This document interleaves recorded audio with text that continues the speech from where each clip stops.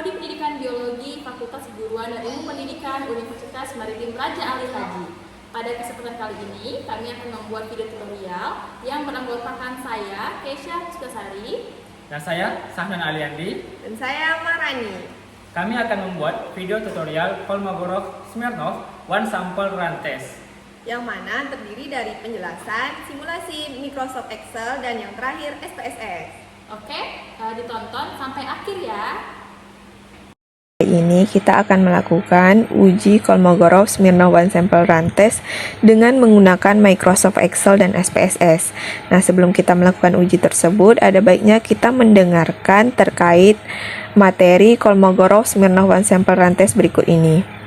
Nah, uji Kolmogorov-Smirnov One Sample Run Test merupakan pengujian satu variabel yang merupakan uji hipotesis suatu kelompok data yang berasal dari distribusi teoritis tertentu. Uji Kolmogorov-Smirnov One Sample ini juga bisa digunakan dalam pengujian kesesuaian atau goodness of fit test.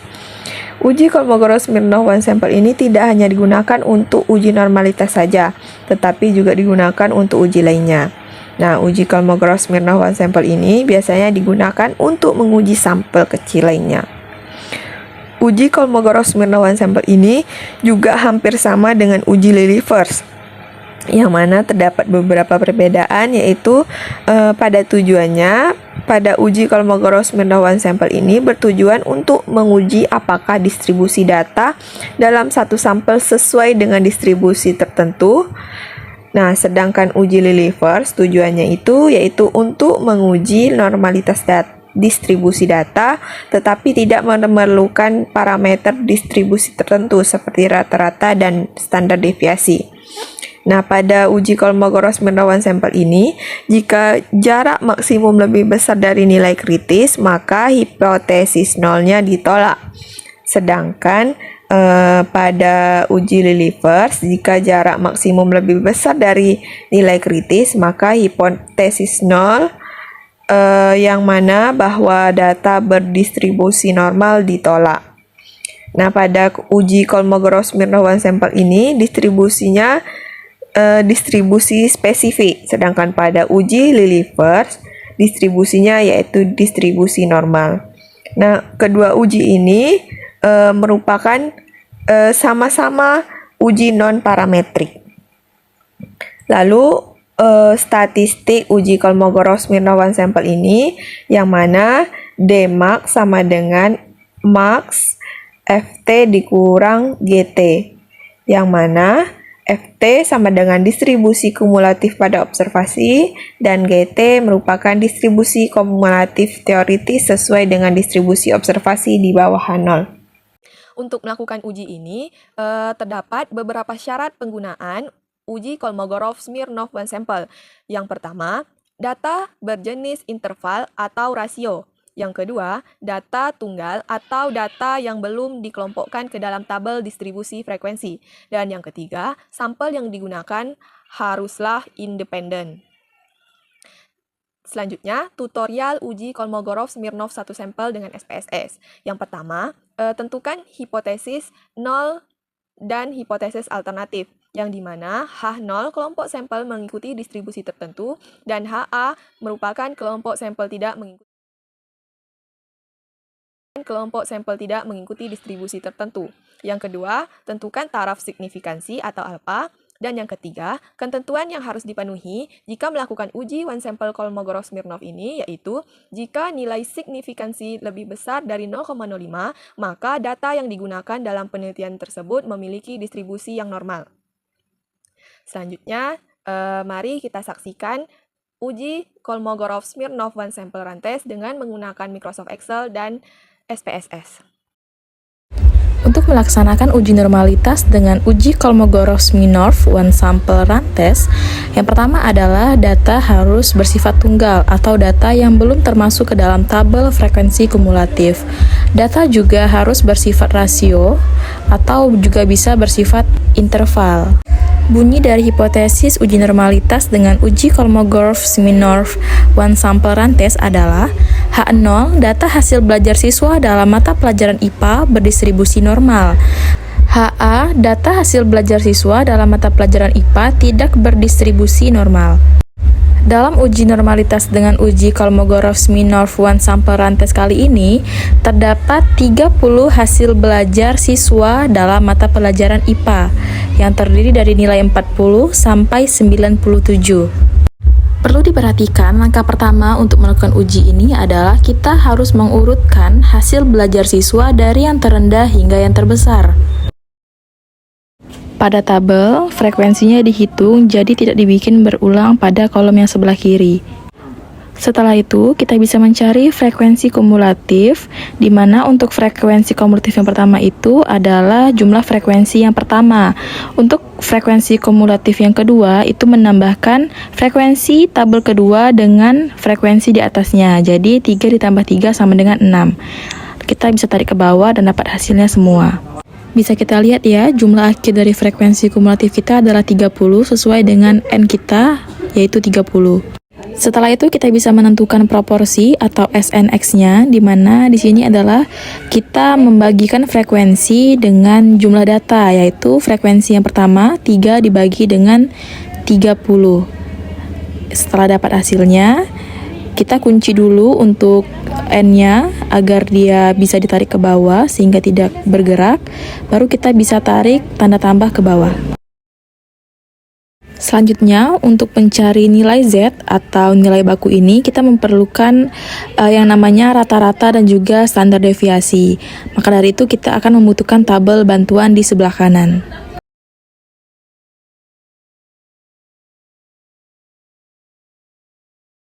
Oke, untuk mencari rata-rata, rumusnya adalah sigma FVXI dibagi dengan sigma FI. Di sini kita akan mengkalikan frekuensi dan juga nilai.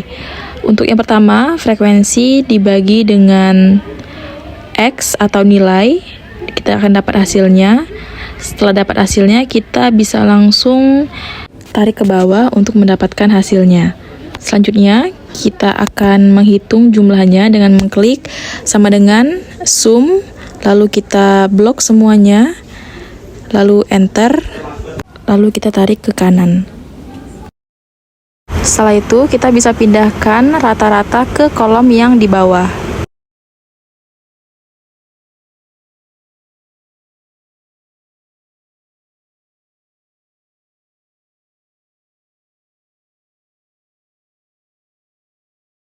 Setelah itu, kita harus mencari standar deviasi dari data tunggal, di mana kita membutuhkan kolom tambahan yaitu X rata-rata pangkat 2. Untuk mendapatkan standar deviasi, kita memerlukan tabel tambahan, yaitu tabel X dikurang rata-rata di pangkat 2. Di mana untuk mencari tabel ini sama dengan nilai atau X, lalu dikurang dengan rata-rata yang telah kita dapatkan tadi.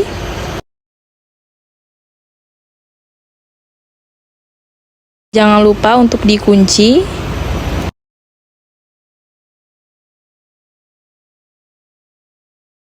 Lalu tekan enter.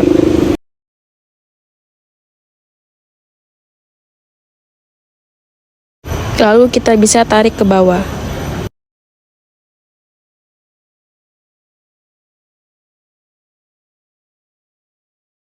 Kita hitung jumlahnya dengan sama dengan sum, lalu kita blok dari awal sampai ke bawah atau dari bawah sampai ke atas, klik enter.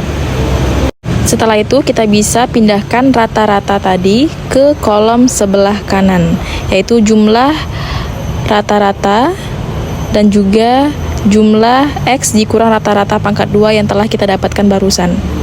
Setelah itu, untuk mencari standar deviasi data tunggal, kita menggunakan rumus XI dikurang X rata-rata dibagi N kurang 1, di mana sama dengan SQRT. Lalu kita klik jumlah X dikurang X rata-rata yang sudah dicari, dibagi dengan jumlah N dikurang 1, 30 kurang 1, 29, enter, maka dapat hasilnya 20,3244. Lalu kita copy standar deviasinya ke sebelah kiri. Setelah itu baru kita bisa mencari nilai Z atau nilai bakunya dengan cara sama dengan X dikurang rata-rata dibagi dengan standar defisiasi. Jangan lupa untuk dikunci rata-rata dan standar defisiasinya.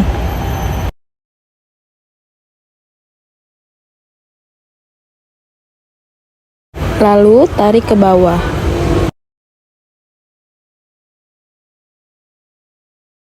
Setelah itu kita bisa mencari nilai fx dengan rumus sama dengan norm dis.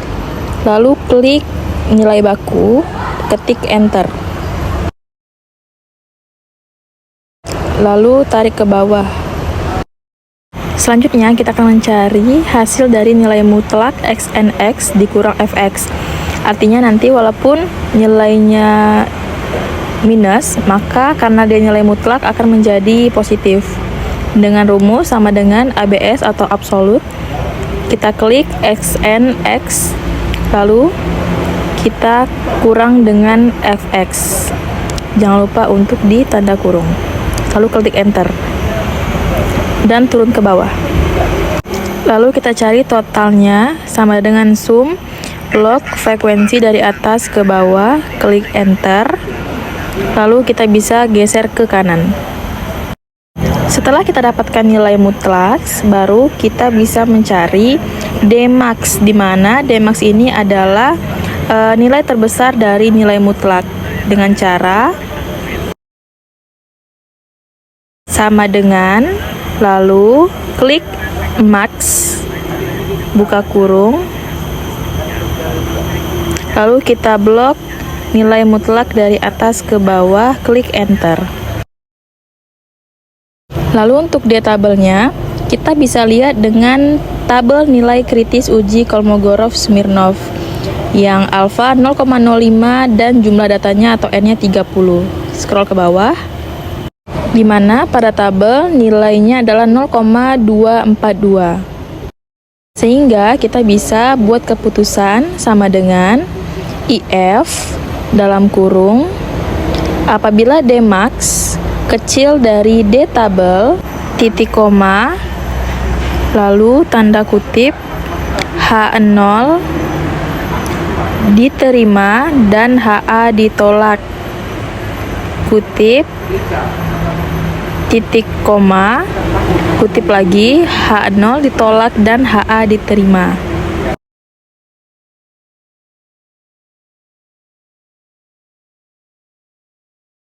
Nah, jadi hasil keputusannya adalah H0 diterima dan HA ditolak karena Dmax-nya kecil dari D tabel.